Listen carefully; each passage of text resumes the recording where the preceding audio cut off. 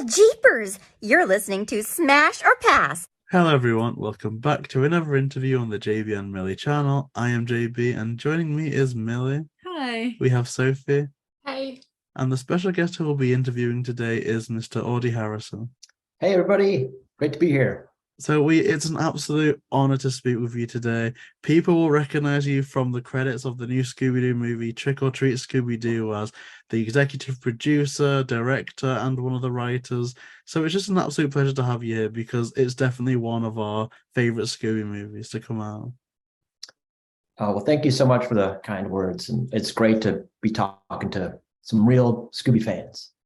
Well, that is absolutely incredible. And I guess to get a better understanding of the start of your career, I understand from, looking at IMDb that you started your career as a digital ink and paint artist and also an animator for Riverman Hughes. So was that with the eventual goal of, becoming a director for animation or anything, or did kind of one thing just naturally lead to another? I think I always wanted to be a director, always wanted to be a filmmaker. I was making films in high school and definitely throughout college at CalArts and stuff. And even in my off hours as an animator, when I was at Rhythm and Hughes and places like that, I was writing and making films in my spare time. And so I was always doing that. I mean, animation was kind of a way to get into the business. But it also served me really well, I think, as a director later on, to know that pipeline and to know how, to know acting and timing and all those things has been super valuable as my career has progressed. And I guess, like you're saying, kind of, you were talking out there about kind of almost the start, but do you remember how you got into animation and what that journey was like?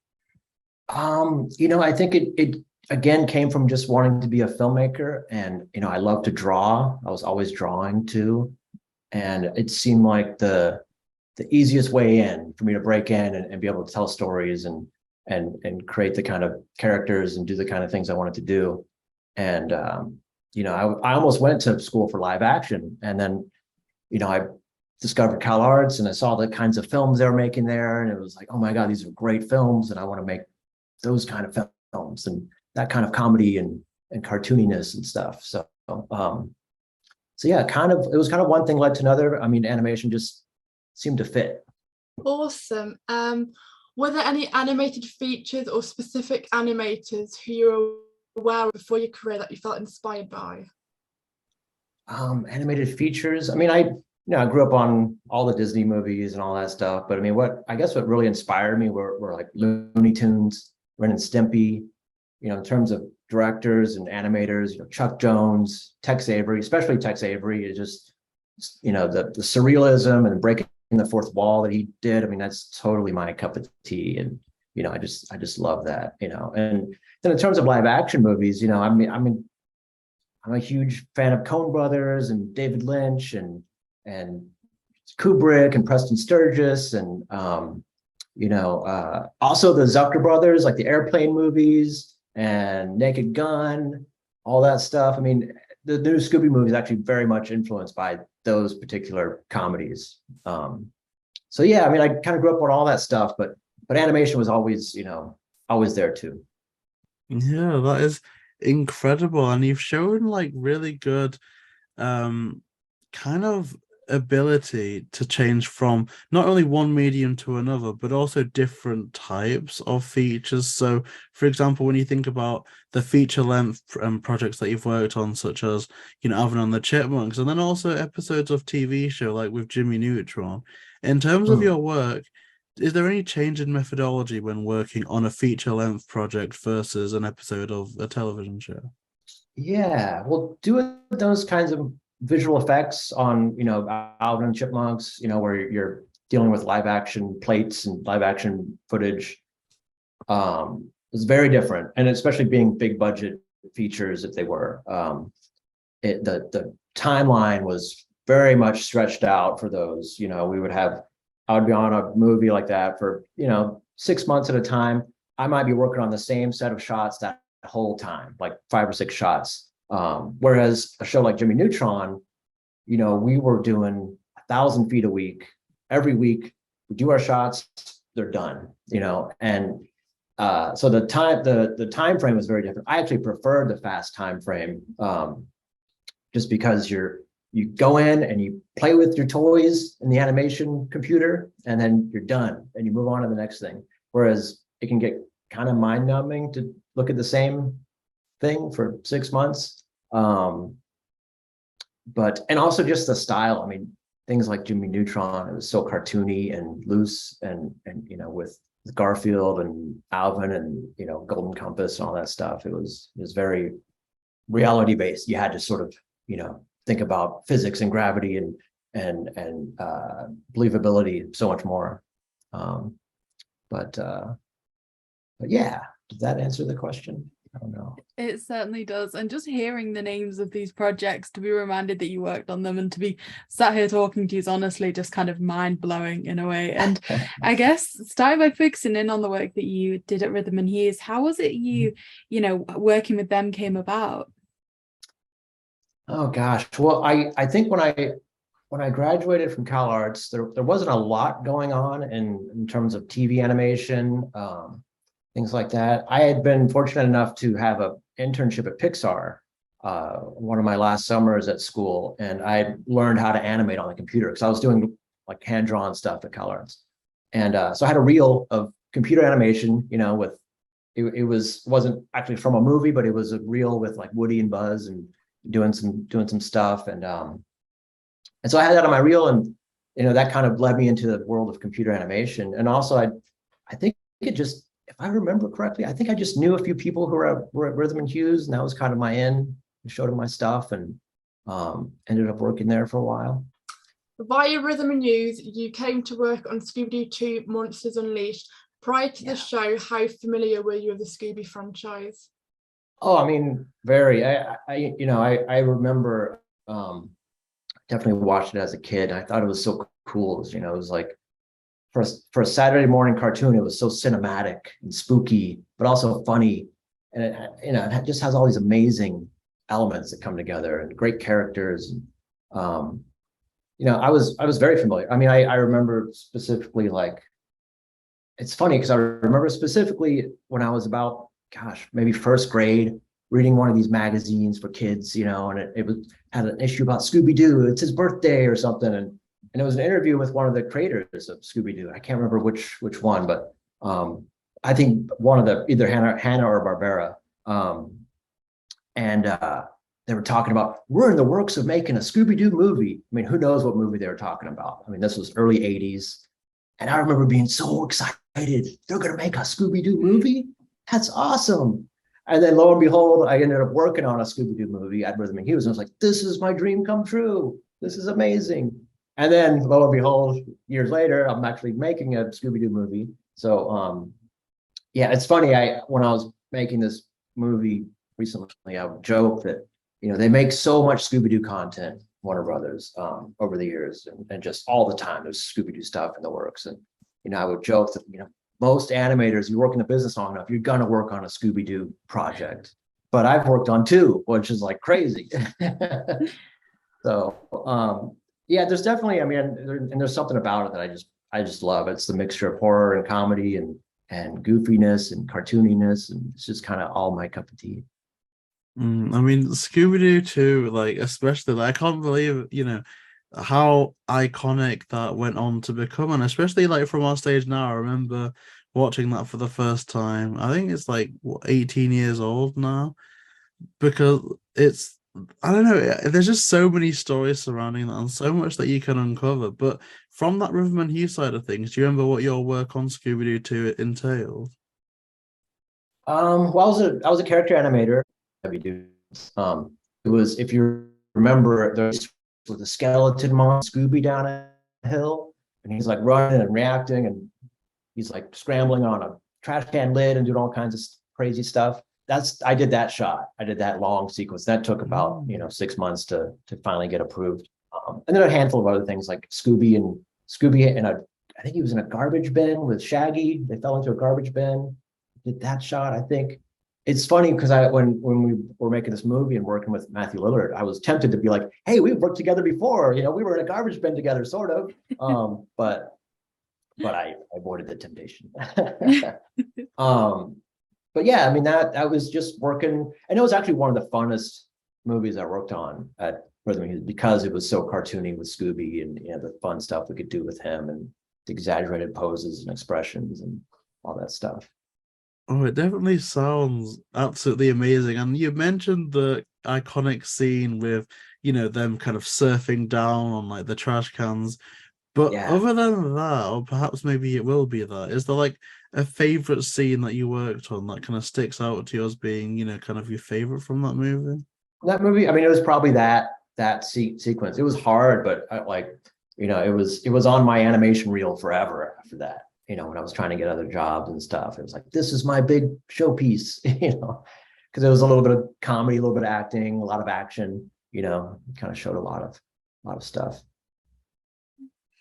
And I guess another question I had is kind of, you know, someone else who worked at Rhythm and Hughes being Bill Haller, who was set to direct a Scooby movie themselves, which is Scoob Holiday Horn. In your experience, what lessons do you learn through animating that you then kind of take over, progress into directing?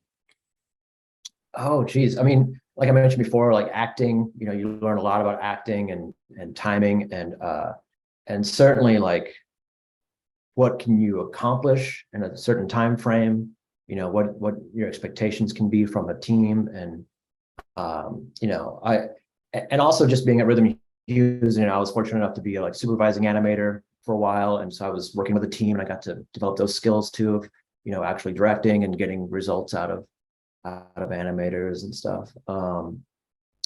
But yeah, I mean, it's really just, I think to be a really good filmmaker, you have to really understand all aspects of the that go into it, you know, be it animation, background painting, lighting, you know, acting, direct, all of it, you know, directing actors, certainly writing, you know, all those things. I think it's the more you know, and not that you have to be a master at all those things, but to know about it, I think is so important. And I think that understanding's really led to you having such a fascinating career working from things like Garfield, The Golden Compass.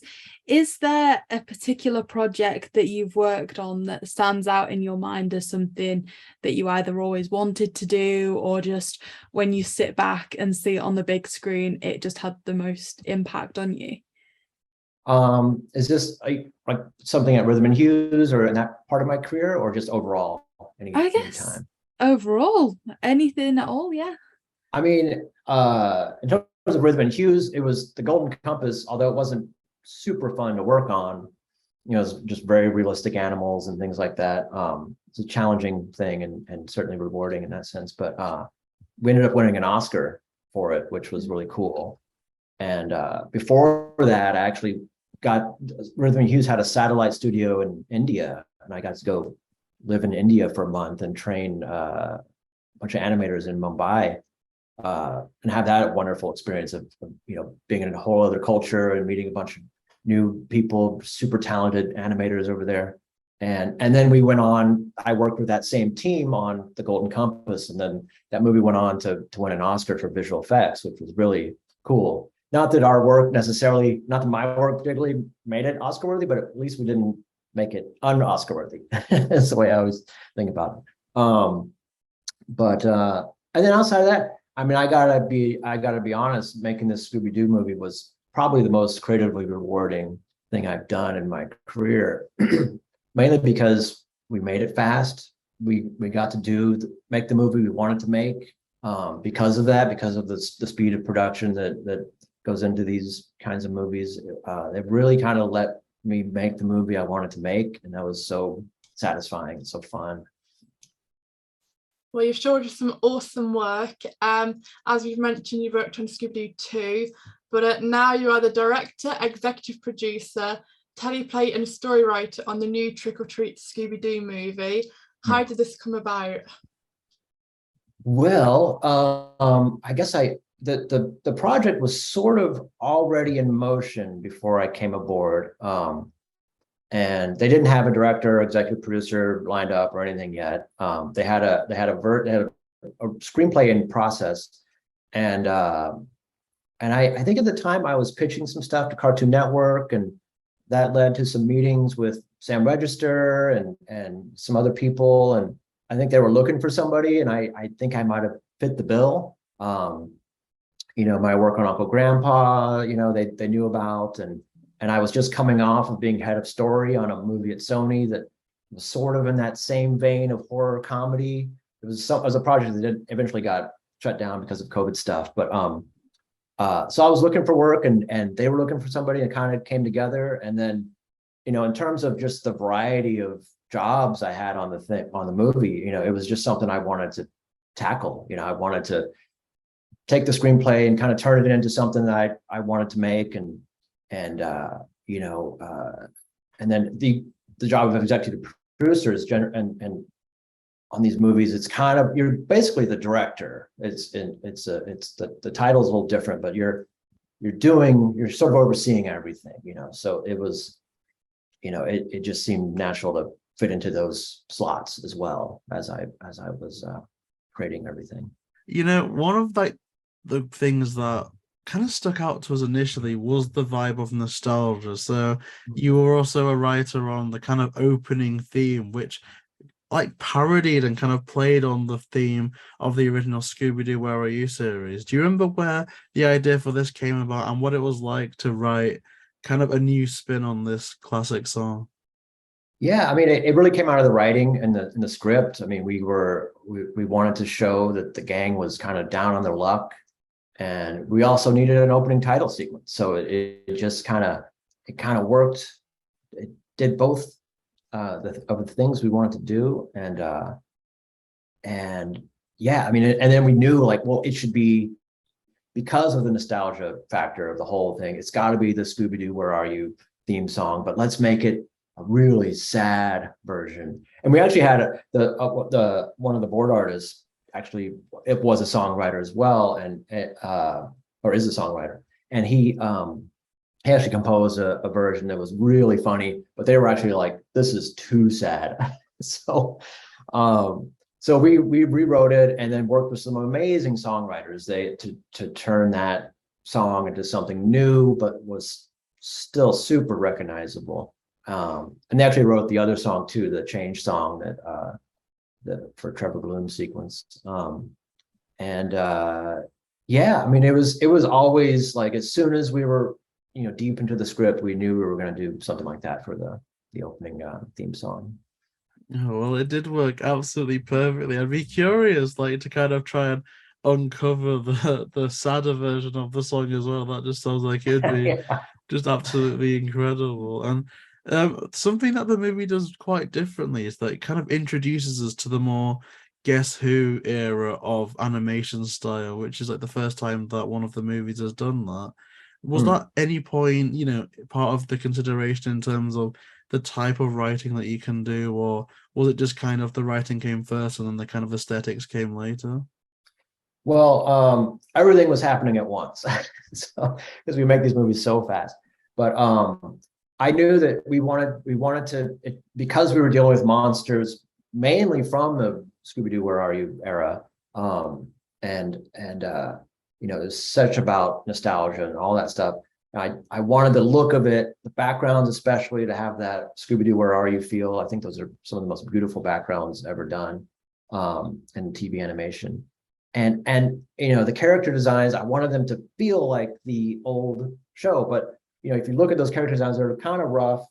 So we wanted to update them. And then I was looking at the Guess Who stuff, and they had some amazing character designers on that. And I loved what they did with the designs, because they felt like the old designs, but they were updated and a little more stylized, and they could allow us to be a little more cartoony, which was definitely the direction we were going in.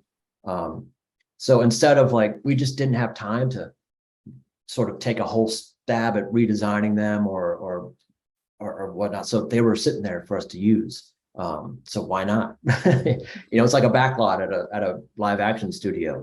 We've got these props and these actors sitting around. Let's use them. Let's put them in something.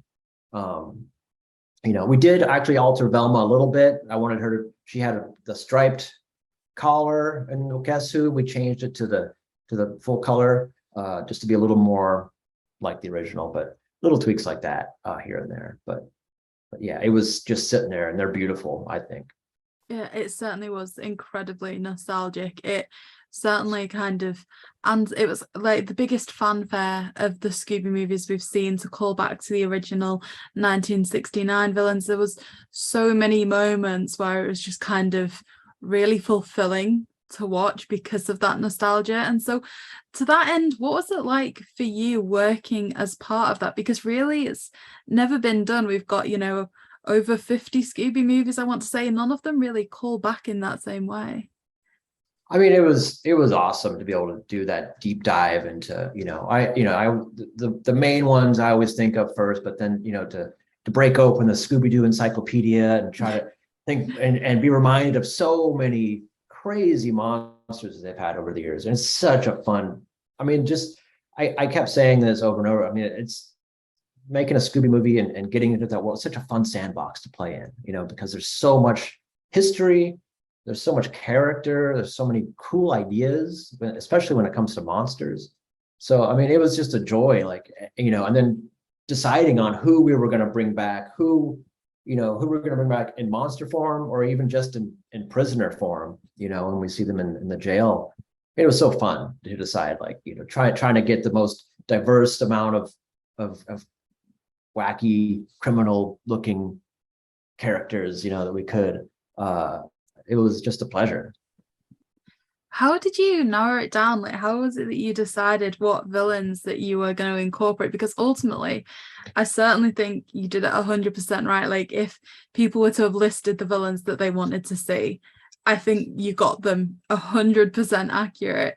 Was it that they stood out to you from your childhood, or? It was definitely that first. What do I remember? What do I want to see?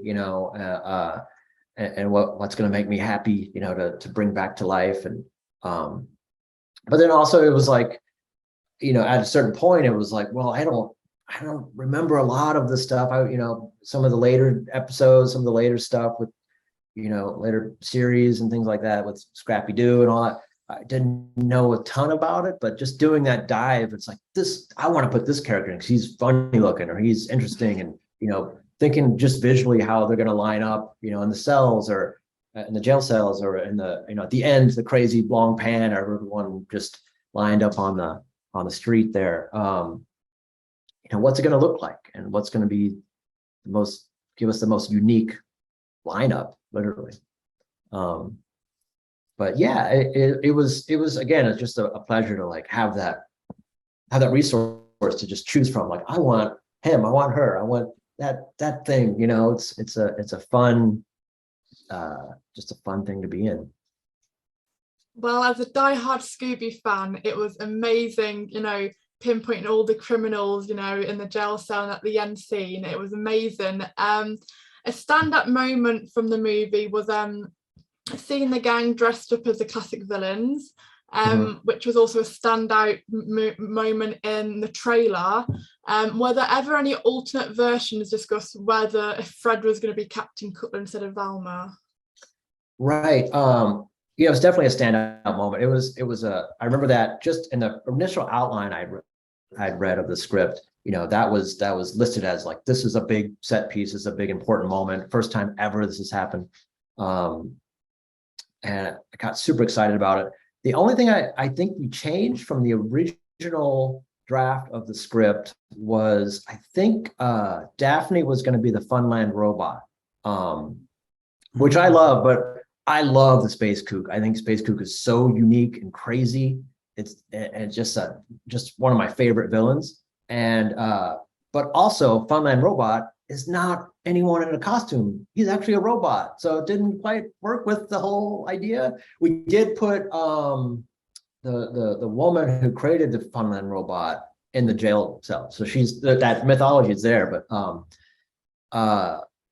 so yeah, it was just let's make her the Space Kook, and then we can kind of play with her design, give her the skull face, and we see her hair, and it was just a really fun visual thing too, to round it out. But actually everyone else has was always who they were. Velma was Captain Cutler, the Shaggy was the Ghost Clown, Fred was the Black Knight, and then Scooby, of course, was the Catman, as his hatred of cats, has that character arc going. So the Space Coop was a great addition because ultimately their laugh is so iconic.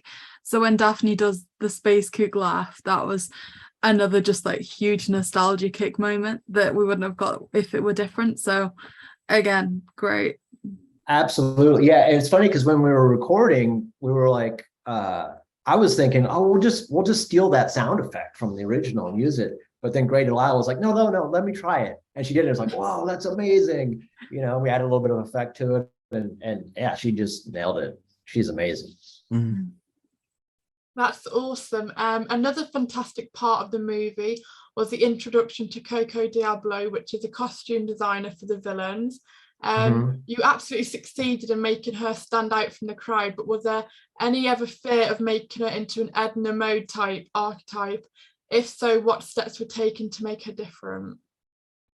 I remember looking at Edna, looking at any kind of fashion designer character or anything I could pull reference from to try to figure out who Coco is, what does she look like.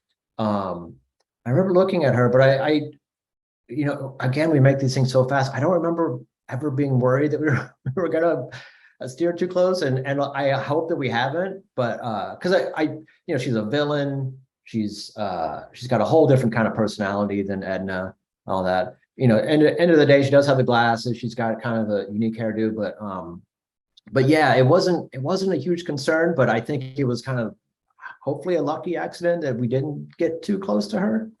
Oh yeah, like I was thinking that because when I heard that there was initially going to be some eccentric costume designer, I was like, I wouldn't hate the idea if this was just Edna Mode but in Scooby. But the fact that that kind of fear initially then transitioned into, I think I can comfortably say one of the the most beloved side Scooby character that's been introduced in modern years. It's just absolutely incredible. And of course, Coco Diablo has made headlines since the movie came out, kind of breaking the mold in terms of finally giving us that canonical female love interest for Velma. Do you recall where that initial idea kind of came from? Yeah, there was in the original script, Velma's love interest was a woman. It wasn't Coco's character. There was the costume designer and her love interest were two different characters. The costume designer was originally a man, and then her love interest was his daughter, who was kind of mysterious of a character, kind of a mysterious character, but not a full-on villain or someone who's working with villains. And then just in the process of sort of streamlining the script and simplifying things and hopefully making the story points stronger and more clear, we decided to combine those characters. And as soon as we did that, we knew it was the right choice, because it was like, it made it so much more fun and awkward that Velma's in love with the villain. It's like, who cares that she's a woman if she's in love with the villain? Like, that's kind of strange, Velma. You're not only a villain, but like our arch nemesis.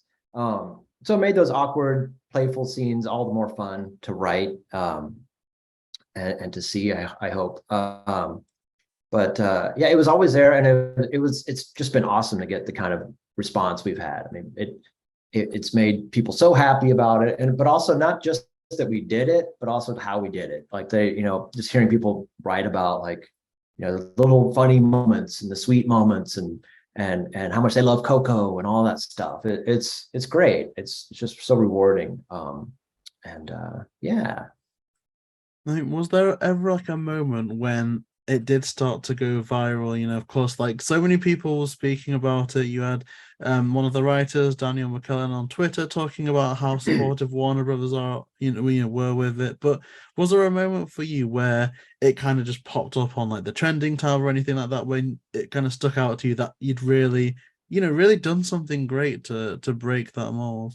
It honestly, I was excited about it when I first came on the project. Oh, this is really cool. This is different. but at the same time, I felt like, it's about time. It's like past time. So it was, and the studio was, I don't want to speak for the studio, but they were, in terms of my perspective, nothing was even mentioned about it. Like, here's the script, here's the story, and it's like, cool. No one's even really talking about it, which is great. I think that's just, it was refreshing. Like, this is the way it should be. It shouldn't be a big deal. And so I didn't treat it as a big deal. I just focused on what's going to make it funny, what's going to make, the dynamic funny and the relationship stuff funny and everything else funny, and entertaining. And then about halfway through production, my putting on my producer hat, I suddenly realized that, wait, I need to, no one's talking about this. I need to talk to the creative executive. I need to say, hey, we're doing this, right? Because I don't want to get further down the line and, someone way up top is like, whoa, we're not ready to do something so big. And, that we double checked and everyone was cool and on board with it, which was great. And then, then we just dug in, made the movie, finished it up, and then, on to other things. I was been developing stuff at Warner's and all that. And, in the back of my mind, I'm like, oh, I'm excited to see some reviews, a reaction to the movie. I kind of forgot about what we did with Velma. It was like, because it wasn't a big deal to me. And it wasn't in the forefront of my mind, especially leading up to the release day. And then I remember getting a text at 6 a.m. from one of the my coworkers on the movie. And it's like, Velma's trending. Like, wait, what? Oh yeah, oh, people might be a little bit excited about that.